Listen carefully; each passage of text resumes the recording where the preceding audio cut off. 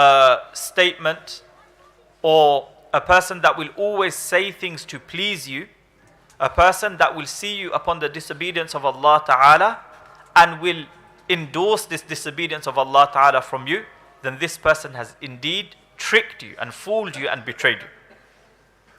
And then we continue regarding nasiha. He mentions, وَمَنْ لَمْ يَقْبَلْ نَصِيحَتَكَ فَلَيْسَ بِأَخٍ لَكَ. Whosoever does not accept your good counsel, your nasiha, then this person is no brother of yours. A person who does not accept your nasiha is no brother of yours.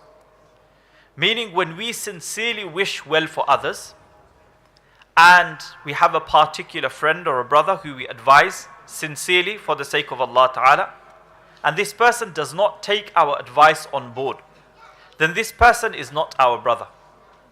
This person is not our brother. Because this deen, like we mentioned, in its entirety is nasiha. Is giving nasiha, receiving nasiha, accepting nasiha when it's given to us. Umar ibn al-Khattab radiyallahu anhu would say, لا خير في قوم ليسوا بناصحين. There is no good in a people who are not well-wishers, who do not have this quality of giving nasiha. ولا خير في قوم لا يحبون الناصحين. And there is no goodness in a people who do not like those who give nasiha. Meaning, there is no good in a people who neither give nasiha, nor is there goodness in a people who do not accept nasiha. Umar ibn al-Khattab radiyallahu anhu would also say, رحم الله امرأ أهدى إلى عمر عيوبه. May Allah have mercy on that person who gifts to Umar his faults. Who gifts to Umar his faults. And the scholars mention in explanation that Umar ibn al-Khattab radiyallahu anhu considered the person pointing out his fault a gifter. He considered it a gift when a person would point out, you're going wrong here, you're doing this wrong, this action of yours is incorrect, this decision of yours is not the best decision in this particular situation. Umar radiallahu anhu would consider this a gift from that person to him. And he would make dua for that person. This person, because of this gift of pointing out my wrongs, pointing out my faults, my errors, he considered it a gift and he would make dua for that person. Then we continue. And we move on to a different piece of advice. And the Imam, he mentions, وَآثِرِ الصِّدْقَ فِي كُلِّ مَوْطِنٍ تَغْنَمْ. وَآثِرِ الصِّدْقَ فِي كُلِّ مَوْطِنٍ تَغْنَمْ. Give preference to the truth in every situation, in every place, you will remain in profit. Give preference to the truth in every situation, in every place. تَغْنَمْ, you will continue to gain. This quality of truthfulness, this is the quality of a believer. It is mentioned about Imam Ahmad ibn Hanbal. One of the great scholars of the time, Imam Abu Zur'a al-Razi rahimahullah, who was a contemporary of Imam Ahmad ibn Hanbal. He says, I asked Imam Ahmad, how did you, كيف تخلصت من سيف المعتصم وصوت الواثق? How did you remain safe from the sword of the ruler of that time, Al-Mu'tasim, and the whip of the other ruler, Al-Wathiq? So inshallah, if time permits, inshallah at a later date we'll talk about the sabr of Imam Ahmad ibn Hanbal and the trials that Imam Ahmad ibn Hanbal faced at the hands of the rulers of that time. So Imam Abu Zur'a al-Razi asks him, how did you manage to remain safe from the sword of Al-Mu'tasim and the whip of Al-Wathiq? Meaning you were very, very vocal in speaking out against the falsehood of these rulers. But somehow you still managed to remain safe from their sword and their whip. So Imam Ahmad ibn Hanbal mentioned a very beautiful statement. He mentions, لَوْ وُضِعَ الصِّدْقُ عَلَى جُرْحٍ لَبَرِئ. If the truth is placed upon a wound, the wound will be healed. Imam Ahmad ibn Hanbal's, each of his statements are so profound. He mentions if the truth is placed upon a wound, the wound will heal. Now this is not medical advice from Imam Ahmad ibn Hanbal. Rather, this is life advice. That whenever there is a fault, there is a problem, there is an illness, an ailment, a wound anywhere, whether that wound be in aqa'id, in beliefs, in practices, when the truth will come, when the truth will prevail, that falsehood, that wound will automatically be healed. So Imam Ahmad mentions, because of his steadfastness upon the truth, the sword of Al-Mu'tasim and the whip of Al-Wathiq did not have any impact upon him, meaning they could not do anything to him, because Imam Ahmad ibn Hanbal was upon the haqq. He was upon the truth. And falsehood can do nothing to the truth. So وَآثِرِ الصِّدْقَ فِي كُلِّ مَوْطِنٍ تَغْنَمْ. Give preference to the truth in every situation, you will continue to gain. It is mentioned, narrated from Iyas ibn Muawiyah al-Muzani. He was the Qadi, he was the judge of Al-Basra. He was the judge of Al-Basra. And Iyas ibn Muawiyah al-Muzani, he was considered one of the sharpest from Bani Adam. He was considered one of the sharpest children of Adam alayhi salatu wasalam. Meaning that in Arabic, when an example is given of dhaka, of sharpness and of being clever, Iyas ibn Muawiyah, his name is synonymous with these qualities. So he would say, إِنَّ أَشْرَفَ خِصَالِ الرَّجُلِ صِدْقُ اللِّسَانِ. The greatest, most noble quality a person can have is being truthful. وَمَنْ عَدِمَ فَضِيلَةَ الصِّدْقِ فَقَدْ فُجِعَ بِأَكْرَمِ أَخْلَاقِ. Whoever has lost this virtue of being truthful, then he has lost the greatest trait, characteristic a person can have. So being truthful, and we see the advice of Rasulullah sallallahu alaihi wasallam and being truthful, and we see in many ahadith, and inshallah we'll come across the hadith soon. And the second, so the first piece of advice today we came across is give preference to the truth in every situation. You will remain in profit, you will continue to gain. وَاعْتَزِلِ الْفُضُولَ تَسْلَمْ. Separate yourself, disassociate yourself from excess, futile talk, you will remain safe. The word al-fudul in Arabic encompasses everything which does not concern us. Things which do not bring benefit to us, neither in our deen nor in our dunya.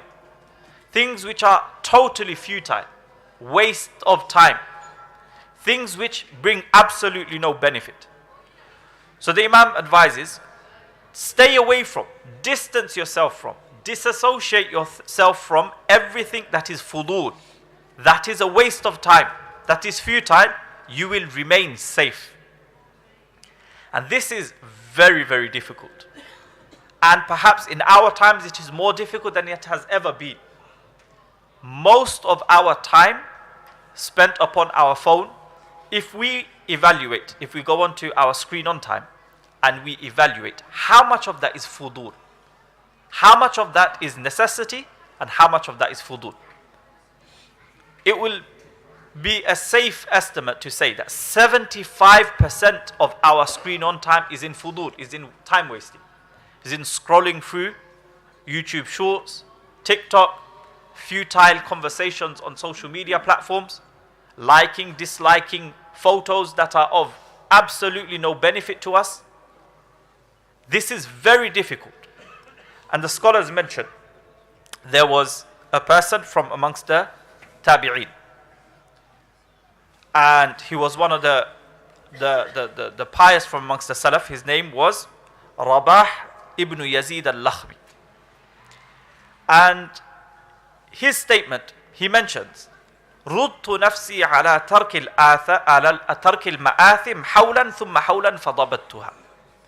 He said, I practiced I really practiced refraining from sins year after year, and after years of mujahada, I managed to get control of this. I managed to discard sin more or less in its totality. But رُدْتُ لِسَانِي عَلَى تَرْكِ مَا لَا يَعْنِينِي فَبَعْدَ 15 سَنَةً ضَبَطْتُهُ. Then I practiced controlling my tongue from speaking those things which do not concern it. 15 years it took before I learnt how to control my tongue.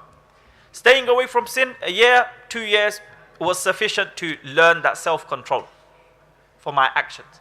But to control my tongue from those things which do not concern it took me 15 years of constant effort for me to then gain control of my tongue. And then one of his students mentions, this must have taken him his entire life, because this Imam passed away at the age of 38. If he spent a few years learning how to control his actions, and then another 15 years learning how to control his tongue, if we count the time after his bulugh, we can say perhaps he spent his entire life in training himself to control his tongue and to control his actions. And this was the life of the Salaf. Their entire lives were spent in mujahada and in controlling themselves, a concerted effort upon themselves. Imam al-Shafi'i radiyallahu anhu would say, أربعة تزيد في العقل. 4 things increase the aql, increase intellect. Number 1 is ترك الفضول من الكلام, discarding every futile form of speech. ترك الفضول من الكلام, every futile form of speech, discarding that. The second is السواك. The third is مجالسة الصالحين, sitting in the company of the pious. And the fourth is مجالسة العلماء, sitting in the company of learned people. And this is mentioned by Imam Ibn al-Qayyim in Zadul Ma'ad. So, refraining from futile things, this means we will remain safe. How many times have we fallen into trouble because of excess talking too much? Or how many times have we got into trouble because we've done things which didn't concern us, it was nothing to do with us, we got involved and then this caused problems for us. And then he mentions an indication towards a hadith, فَإِنَّ الصِّدْقَ يَهْدِي إِلَى الْبِرِّ وَالْبِرَّ يَهْدِي إِلَى رِضَى اللَّهِ تَعَالَى وَالْكَذِبَ يَهْدِي إِلَى الْفُجُورِ وَالْفُجُورَ يُورِثُ سَخَطَ اللَّهِ. Verily, truthfulness guides towards righteousness, and righteousness guides towards the pleasure of Allah Ta'ala, and falsehood and lies, it leads to transgression, and transgression earns the displeasure of Allah Ta'ala. How is it that speaking the truth guides towards righteousness? The scholars mention that, and this is a statement of Malik ibn Dinar rahimahullah, he mentions that truth and falsehood, they are in constant battle within a person's heart until one of them overpowers the other. Either the truth or falsehood overpowers, one overpowers the other. And he says, truth and falsehood, both of them, they start off very, very weak in the heart. Like a very small stem that sprouts from a seed. A single stem that sprouts from a seed. When a person begins to work upon it, just like a small stem eventually becomes a huge tree with many branches, and then this tree either bears thorns, poisonous fruits, or fruits which we can consume. Similarly, the falsehood or the truth, when we work upon it in our heart, then this becomes a tree, metaphorically. And the fruits of these trees will either be poisonous or they will be fruit which we can eat based on whether it's truth we've worked upon or falsehood we've worked upon. And the fruits of truthfulness is al-birr, righteousness. When a person will be truthful, then the actions that would result from this truthful heart will be also truthful, will be actions of righteousness. And if a person has entertained falsehood in his heart, his tongue has become accustomed to speaking falsehoods, then his actions will also be actions of falsehood. They will be actions of fujur, of transgression against the laws of Allah Ta'ala. And then he quotes Abdullah ibn Abbas radiallahu anhu, who says, لا تتكلم فيما لا يعنيك. Do not speak regarding matters which do not concern you. وَدَعْ كَثِيرًا مِمَّا يَعْنِيكَ. Even talking too much about things which concern you can be a problem. So leave talking too much even about things which do concern you. And then he mentions وَلَا تُمَارِ سَفِيهًا وَلَا حَلِيمًا. Do not engage in mira, in disputation with a fool nor with a wise person. Meaning, do not engage in disputation. Futile disputes, whether the person is a wise person, whether the person is a foolish person, dispute and getting into disputes will not benefit you. And inshallah we'll talk a little bit more about what sort of disputation this means. And then he mentions وَاذْكُرْ أَخَاكَ بِمَا تُحِبُّ أَنْ يَذْكُرَكَ بِهِ. Make mention of your brother, mention your brother with those qualities, with those things that you want him to remember you by. Meaning, only speak good about people. If you want people to speak good about you, then you should speak good about your brothers in their absence. Only talk about your brothers with those qualities or with those words which you want them to remember you by. And then we said, inshallah, we'll talk a little bit about,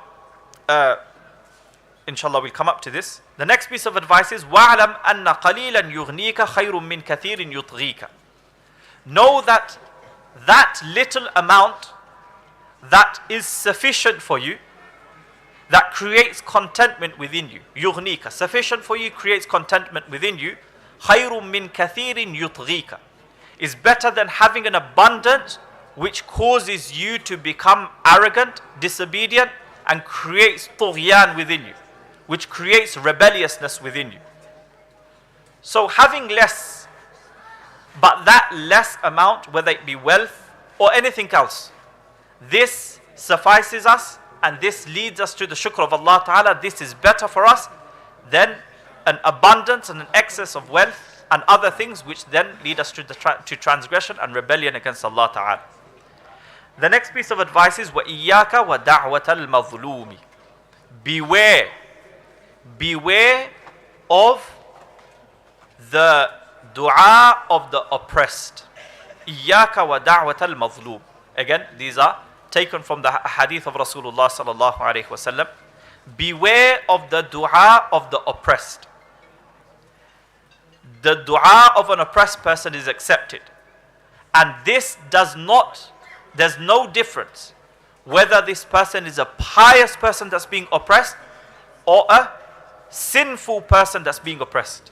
The scholars have mentioned, even if this person is a kafir, a disbeliever who is oppressed, their dua is also accepted. So it does mention in the Quran, وَمَا دُعَاءُ الْكَافِرِينَ إِلَّا فِي ضَلَالٍ, that the dua of the kuffar are futile, they are a waste of time, they have no benefit. But the ulama mentioned that it refers to their dua to either their idols, or it means their dua to Allah Ta'ala to save them from the fire of Jahannam. That is of no value. However, da'watul mazloom, the oppressed person's dua, is readily accepted. And the dalil, the evidence for this is mentioned in the hadith. And this hadith is, اتق دعوة المظلوم فإنها ليس بينها وبين الله حجاب. This is the authentic hadith in Sahih al-Bukhari. That beware of the dua of the oppressed, for between it and Allah there is no barrier. In another version of this same hadith, another authentic variation, and this is in the Mukhtara of Imam Diya al-Maqdisi, it specifically mentions اتقوا دعوة المظلوم وإن كان كافرا فإنها ليس دونها حجاب. Beware of the dua of the oppressed, even if they are a disbeliever, for there is no veil before it. Nothing stops it from being accepted. And the dua of a mazloom, it can change a person's life 360, completely turn it upon its head. It's mentioned about a very famous and very well-known wazir in Islamic history. He was the prime minister of the Abbasid Khilafah. His name was Yahya ibn Khalid al-Barmaki. So the Baramika, that family, they were the second family in the Abbasid kingdom. So the Abbasids, they were the rulers, and the Baramika, they were the Wuzara. They held very, very influential positions during the time of the Abbasid Khilafah. So the Khalifa of that time, Al-Mahdi, he had a son by the name of Harun al-Rashid, and we may have heard of him, very, very famous and a person who had done great services to Islam, one of the Khulafa. His father, Al-Mahdi, had given his son Harun al-Rashid when he was young as a child to Yahya ibn Khalid al-Barmaki. The wife of Yahya ibn Khalid al-Barmaki had breastfed Harun al-Rashid. When Harun al-Rashid grew up, he became the ruler of the greatest empire upon the face of this earth. But he would call Yahya ibn Khalid, "Oh my father," because he was his father from Rada'a, because his wife had breastfed him. And they enjoyed the position that no other family in the kingdom enjoyed. They were known for their generosity. They would be able to pass laws and commands. They would give commands, people would listen to them. But suddenly, later on in life, Harun al-Rashid suddenly flipped against them. His attitude towards them suddenly changed. And he had his father from Rada'a, meaning his milk father, his foster father, thrown into prison with his son Ja'far ibn Khalid, Ja'far ibn Yahya, thrown into prison. And this son, he said to his father, Yahya, how was it that we were enjoying such prestige, such influence, and we were beloved amongst the people?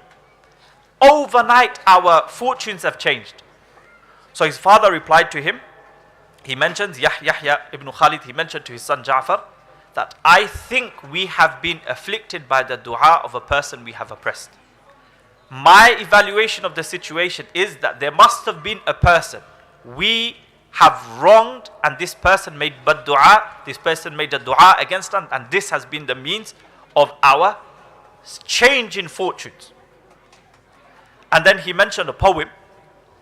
In Arabic, he said, رُبَّ قَوْمٍ قَدْ غَدَوْا فِي نَعْمَةٍ زَمَنًا وَالدَّهْرُ رَيَّانٌ غَدَقْ سَكَتَ الدَّهْرُ زَمَانًا عَنْهُمُ ثُمَّ أَبْكَاهُمْ دَمًا حِينَ نَطَقْ. Very powerful poem. He mentions, there are some people who have spent their lives in pomp and in luxury, and their times were very affluent, and they were enjoying prestige and honor. But time remained silent. It wasn't saying anything, meaning time was witness to their injustices during the period of their blessings. So time remained silent for a period of time. And then when time decided to speak, meaning when the tables were turned, when time decided to speak, it made them cry tears of blood. So he's saying that in Islam we have an idea, كَمَا تَدِينُ تُدَانُ, that the way you deal, you will be dealt with. The way you deal, you will be dealt with. Whatever goes around, comes around. Meaning a person, if he is going to be oppressive, then there will definitely come a time when this person will have to face some sort of oppression themselves. May Allah subhanahu wa ta'ala keep us safe from the da'wah of the madhroom. May Allah subhanahu wa ta'ala save us from oppressing anyone to the extent that they make dua against us. So respected brothers, we went through quite a few advices today. May Allah subhanahu wa ta'ala give us the ability to internalize these pieces of advice that come from the Quran and the Sunnah and the tongues of the pious that have come before us. May Allah subhanahu wa ta'ala give us the ability to inculcate within ourselves the qualities which are beloved to Allah ta'ala and which becomes a means of us attaining His pleasure. Wa akhiru da'wana alhamdulillahi rabbil alameen. Let us inshallah engage in dua for the final few minutes. Inshallah make dua for ourselves, for the ummah, for our families, and for everyone inshallah. Jazakumullah khairan.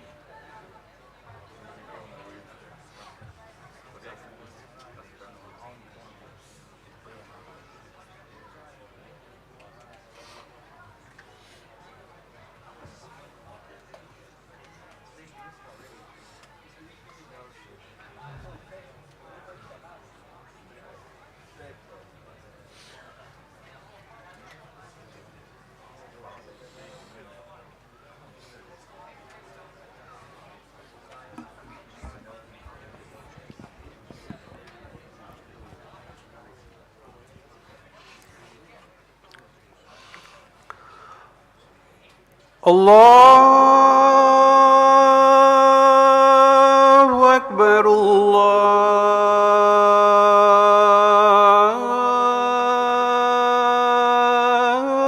الله أكبر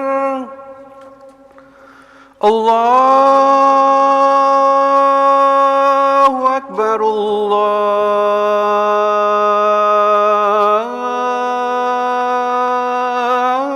الله أكبر أشهد أن لا إله إلا الله أشهد أن لا إله إلا الله أشهد أن محمدًا رسول الله أشهد أن محمدًا رسول الله حي على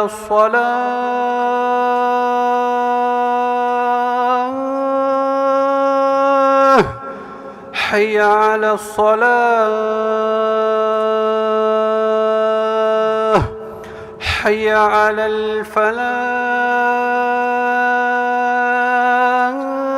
الفلاح حي على الفلاح الله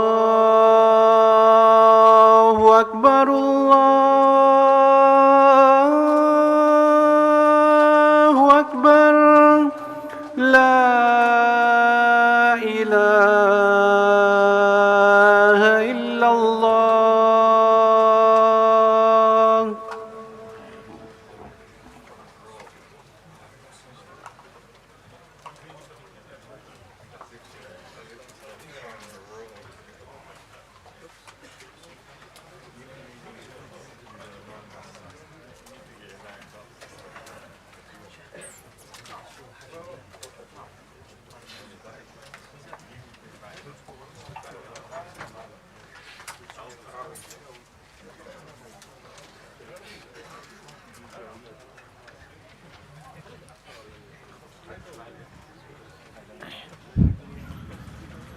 الله أكبر الله أكبر أشهد أن لا إله إلا الله أشهد أن محمدا رسول الله حي على الصلاة حي على الفلاح قد قامت الصلاة قد قامت الصلاة الله أكبر الله أكبر لا إله إلا الله